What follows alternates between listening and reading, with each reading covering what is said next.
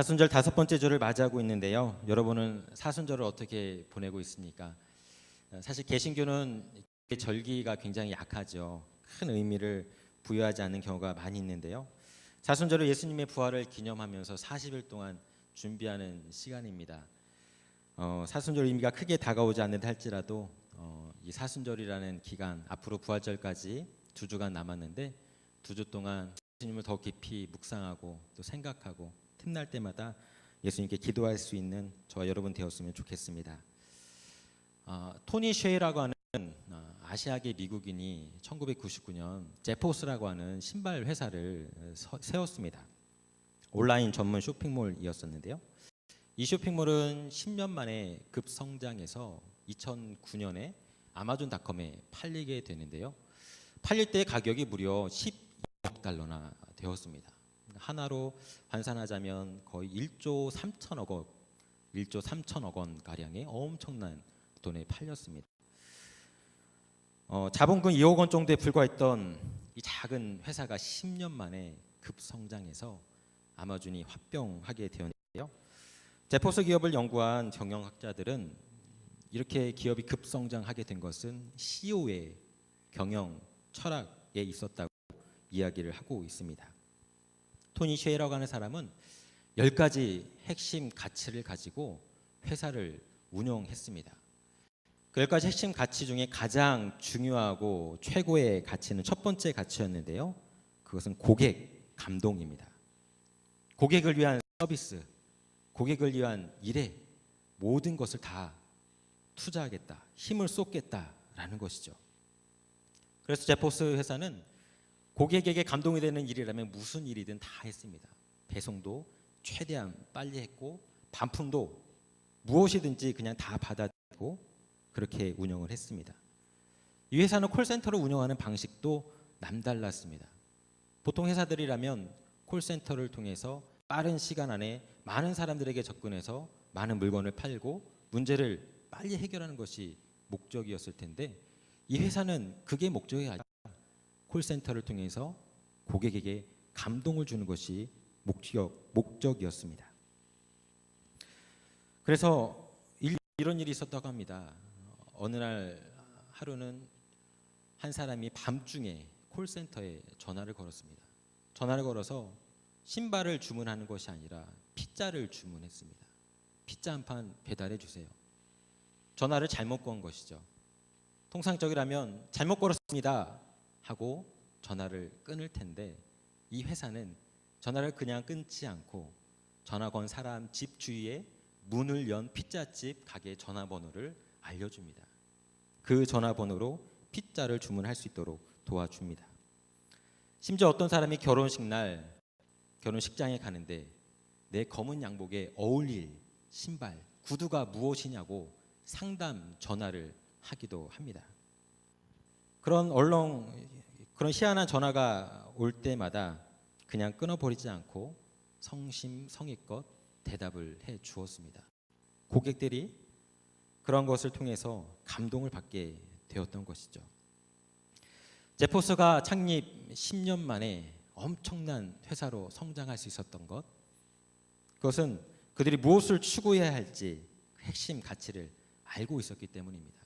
말로만 그 핵심 가치를 중얼거리는 것이 아니라 온 직원이 한 마음 한 뜻이 되어서 온 몸으로 그 핵심 가치를 실현하고자 노력을 했습니다.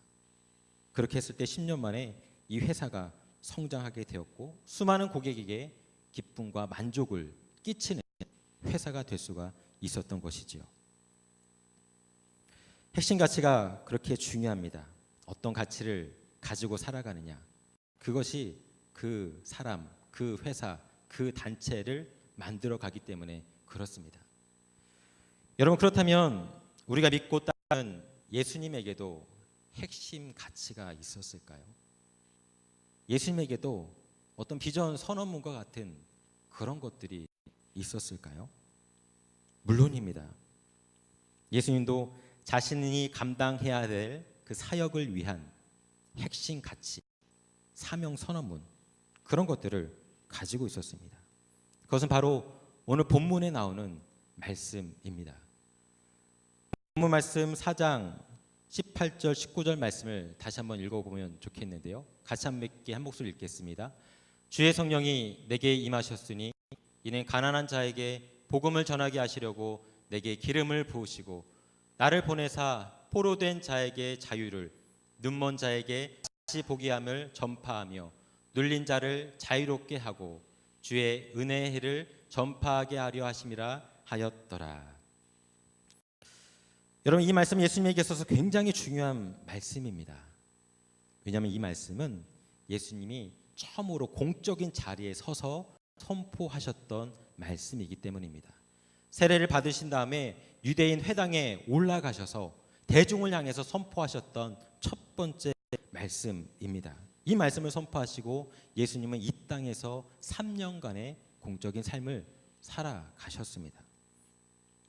따라서 이 말씀은 앞으로 예수님이 어떤 일을 할 것인지, 어떤 사역을 할 것인지 그 밑그림을 보여주는 청사진과 같다고 할 수가 있습니다. 예수님은 오늘 본문의 말씀을 선포하심으로써 앞으로 무엇을 집중할 것인지, 무엇을 위해 살아갈 것인지 사람들에게 알려주셨습니다. 그 예수님의 핵심 가치의 내용은 무엇입니까? 가난한 사람에게 기쁜 소식, 복음을 전하는 것, 포로된 자에게 해방을, 눈먼 사람에게 눈뜨게 함을, 그리고 억눌린 사람들을 풀어주는 일이었습니다. 결국 예수님의 핵심 가치를 한마디로 요약하자면 그것은 사람이었습니다. 사람을 사랑하고 섬기고 치유하고 회복하는 것, 그것이 예수님의 핵심 가치였습니다. 그래서 예수님은 3년간 이 땅에서 사역하시면서 사람을 만나는 일에 집중하셨습니다. 한 사람 한 사람에게 집중하셨습니다. 성경의 모든 책이 다 소중하고 귀하지만 특별히 성경의 책들 중에 복음서가 핵심이라고 생각합니다. 구약은 앞으로 오실 예수님에 대한 이야기가 기록되어 있고 신약은 이 땅에 오신 예수님의 이야기가 기록되어 있지요. 특별히 복음서는 예수님이 이 땅에서 어떤 삶을 살아가셨는지 그 행적과 가르침을 고스란히 담고 있기 때문에 성경의 어느 책보다도 귀하고 소중한 책이라고 할 수가 있겠습니다. 혹시 연초에 성경 통독을 계획하셨다가 레위기나 민수기, 신명기 이런 율법서에 가로막혀서 통독을 그만두신 분이 있다면 주저하지 않고 복음서부터 다시 시작할 수 있기를 바랍니다. 복음서를 제대로 알아야 예수님이 보입니다. 마태, 마가, 누가, 요한복음을 한번 자세히 읽어보십시오. 예수님이 하셨던 일은 다름 아닌 사람을 만나는 일이었습니다. 예수님은 어떤 모임을 조직하고 단체를 만들고 사람들을 선동해서 운동하는 일에 관심이 있었던 것이 아닙니다. 이런 교회라는 것도 예수님이 만든 것이 아니라 사실은 제자들이 만든 것이지요. 예수님은 가끔씩 대중적인 모임을 이끌기도 했지만 그보다 더 깊은 관심을 가지고 있었던 것은 한 명 한 명의 개인이었습니다. 그렇다면 예수님은 어떤 사람들을 만나셨을까요? 예수님은 온갖 종류의 사람들을 다 만나셨습니다.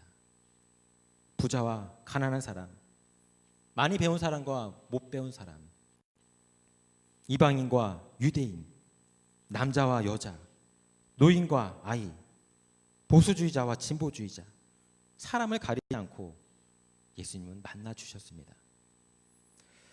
그런데 예수님은 다양한 종류의 사람들을 두루두루 만나셨지만 특별히 마음에 품고 있었던 사람들이 있었습니다.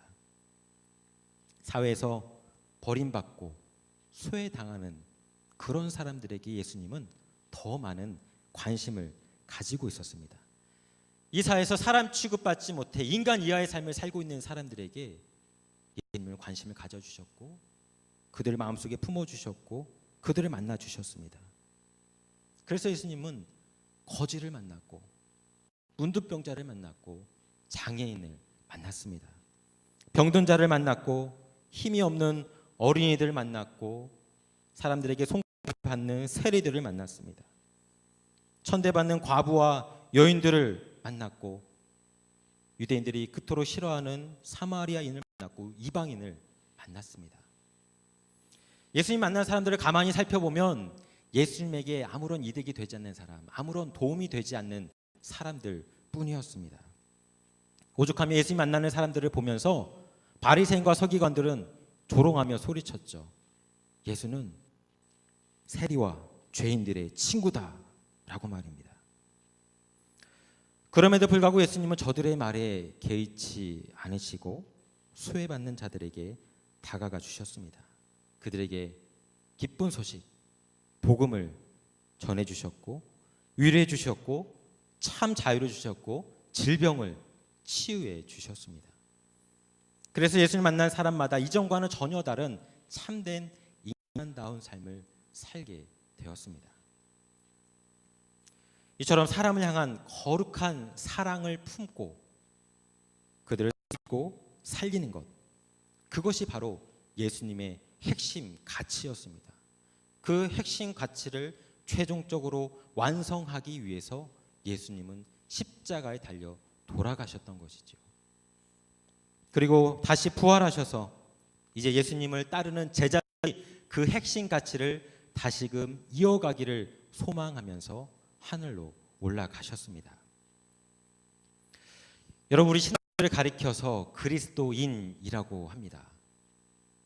그리스도인을 풀어서 말하자면 예수 그리스도를 믿고 따르는 사람입니다. 그리스도인은 단순히 예수님을 믿기만 하는 사람이 아니라 예수님을 따르는 팔로워들이기도 합니다. 따라서 예수님을 따르는 우리들은 예수님의 제자라고도 할 수가 있습니다. 모든 그리스도인들은 예수님의 제자입니다.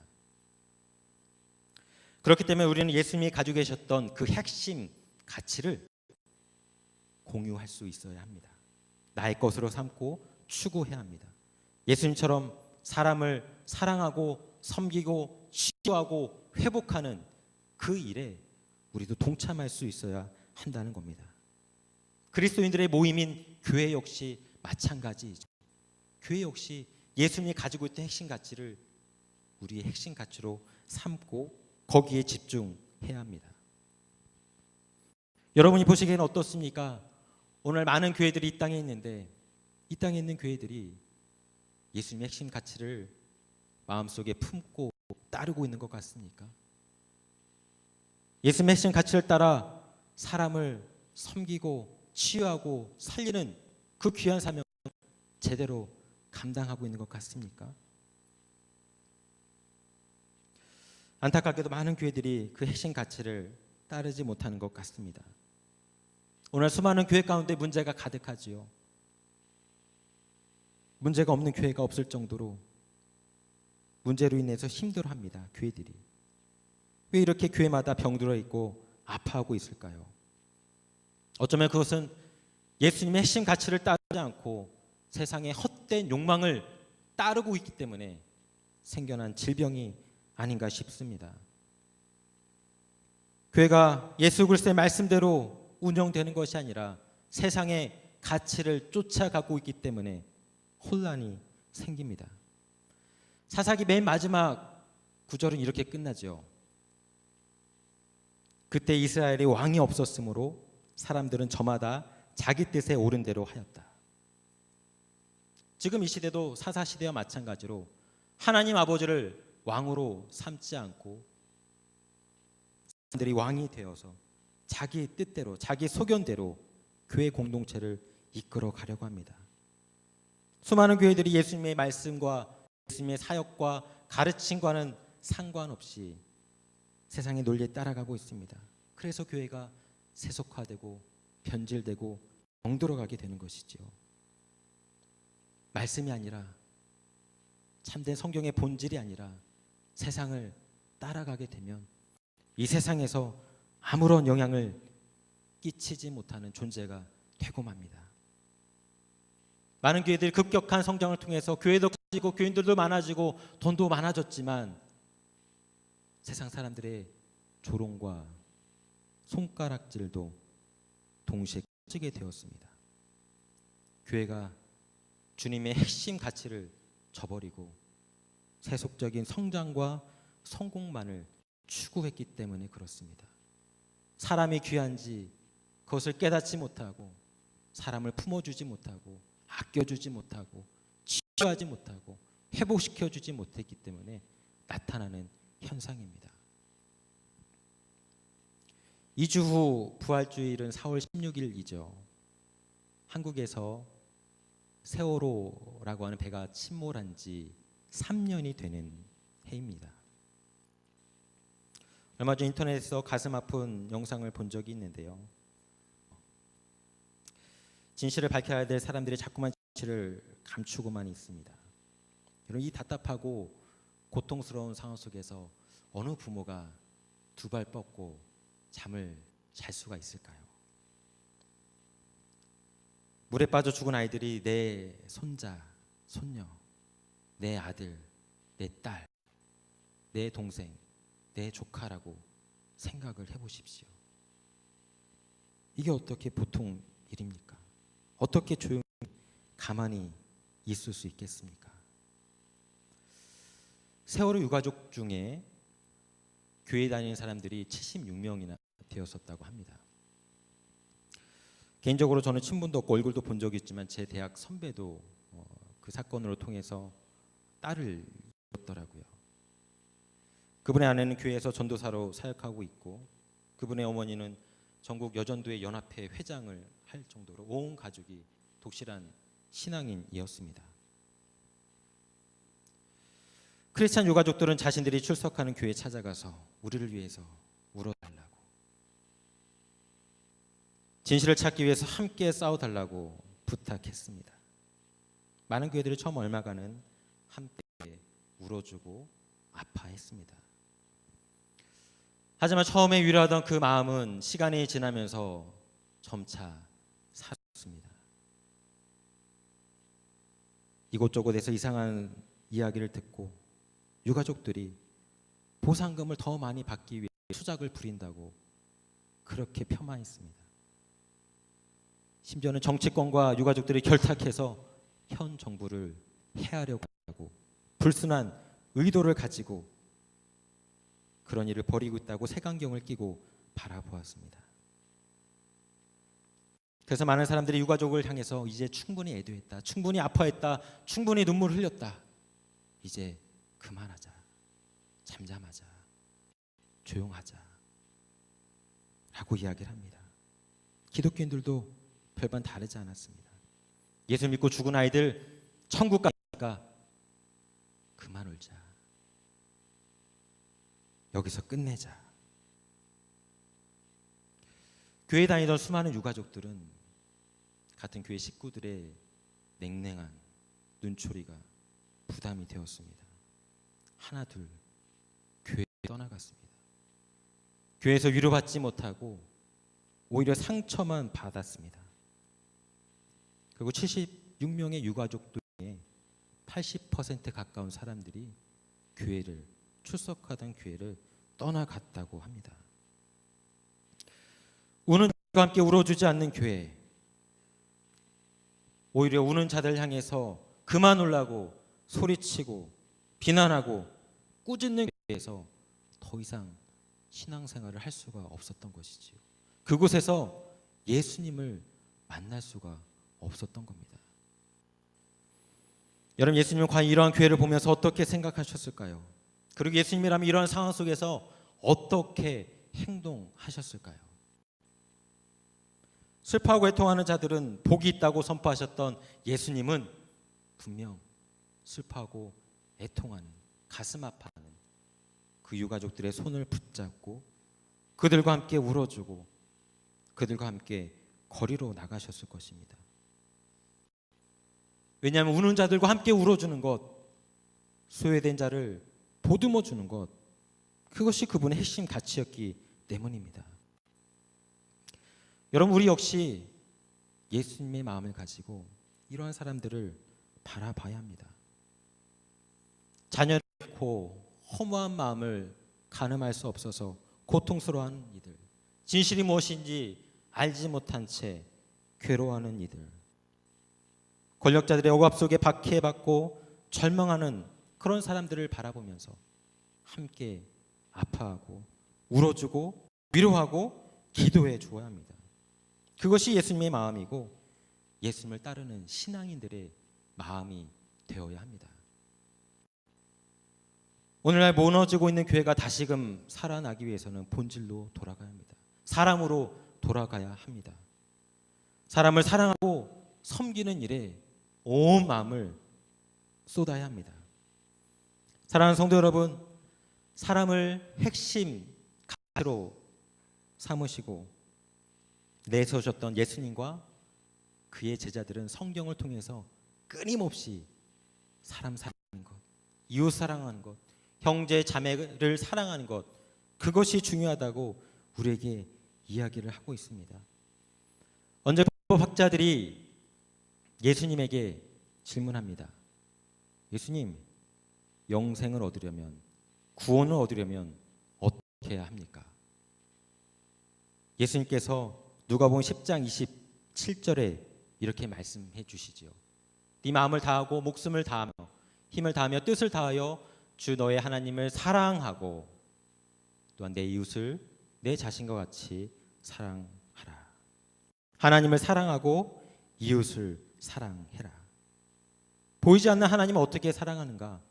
예배를 통해서, 기도를 통해서, 찬양을 통해서, 예물을 통해서 하나님을 사랑할 수도 있지만 무엇보다도 이웃 사랑을 통해서 하나님 사랑을 실현해라 라고 이야기합니다.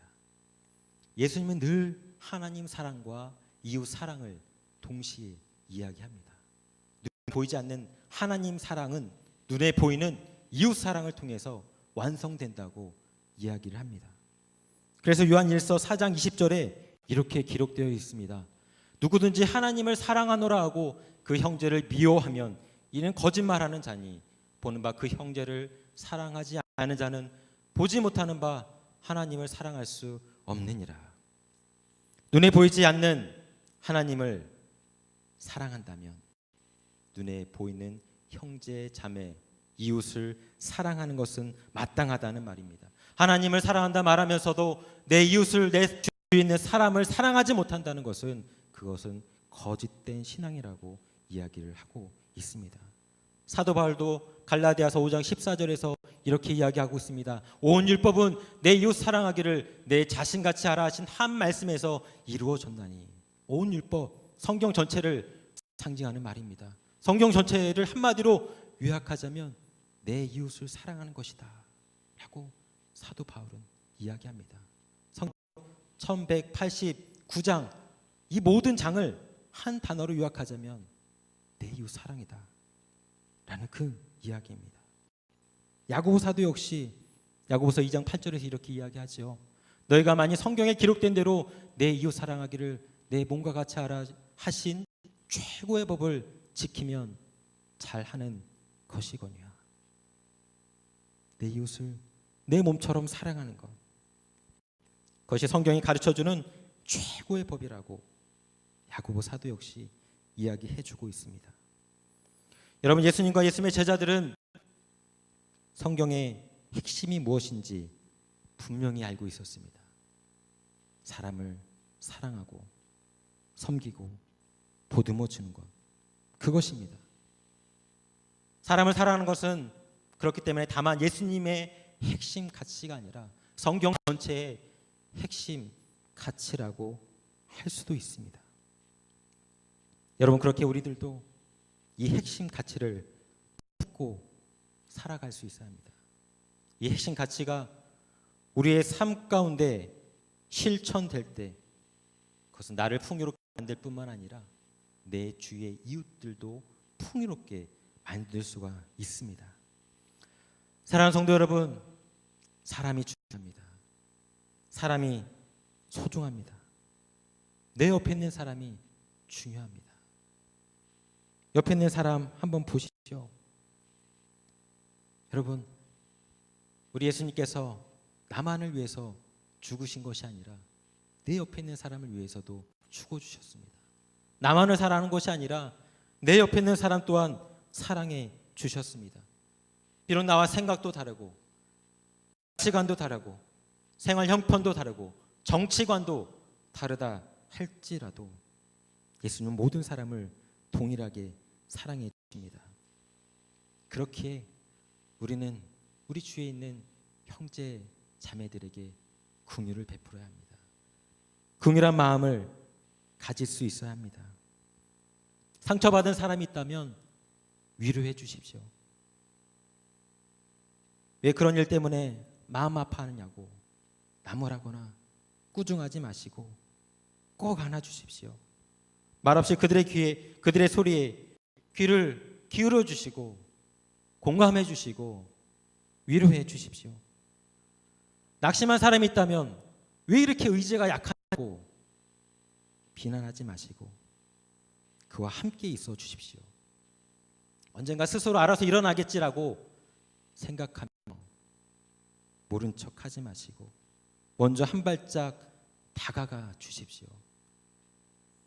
우리 모두는 위로가 필요하고 사랑이 필요하고 격려가 필요한 존재들입니다. 서로 사랑으로 품어줄 수 있는 우리 공동체가 될 수 있기를 바랍니다. 이제 말씀 마칩니다. 사랑하는 교회 여러분, 이제 우리에게 예수님의 핵심 가치가 주어져 있습니다. 이웃을 사랑하고 섬기는 일이 우리에게 주어져 있습니다. 사순절 5번째 주를 맞이하며 예수님의 핵심 가치를 바로 나의 핵심 가치로 삼기로 다짐하며 결단할 수 있는 저와 여러분 될 수 있기를 소망합니다. 그래서 예수님이 바라고 소망했던 그 하나님의 나라를 우리들의 삶 속에 우리들의 교회 공동체 안에 조금씩 만들어 갈 수 있는 저와 여러분 될 수 있기를 간절히 축원합니다. 함께 기도하겠습니다.